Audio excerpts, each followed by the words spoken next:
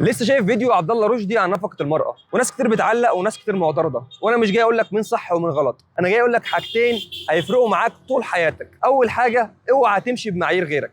يعني لو انت بنت وبتنفقي في البيت وانت وزوجك مرتاحين جدا وراضيين بكده، فخليكي ماشيه في الطريق ده طالما انت مقتنع ان ده حلال وان ده الصح ومرتاحه جدا. ما تخليش بنت تانية تمشيك على مزاجها. طب ممكن حد يسالني، طب ليه امشي ورا راي عبد الله رشدي مثلا طالما انت بتقول لي امشي على معيار الشخصي؟ اقول لك النقطه الثانيه، اوعي تجادلي رجل دين في العلن. يعني حتى لو انت معترضه وانت ماشيه مثلا عايشه حياتك بطريقه معينه والطريقه دي عكس الكلام اللي الشيخ عبد الله او غيره بيقوله، فما تطلعيش في العلن وتقولي، او تطلع في العلن يعني وتقول اي مساله دينيه وتقول ان الكلام ده غلط. ليه؟ لان رجل الدين ده بيكون دارس حاجات كتير جدا وعالم بالدين اكتر من اي حد في العوام. لكن احنا مهما اجتهدنا يكون عباره عن ايه؟ فيديوهين على النت وكم حاجه بنقراها كده في مقالات، بس ده اجتهادنا. لكن هم بيقراوا في الدين وبيقراوا في السيره، بيجتهدوا اجتهاد كبير عشان يطلع ويقول لك كلام هو بيكون متحمل مسؤوليته، وبرضه ما بيكونش متاكد لانه مش نازل عليه وحي. فانت ما تكونش يعني ما تعترضش على حاجه وتطلع تسحب وراك الاف من الناس في حاجه ممكن تكون غلط، وتكون لبست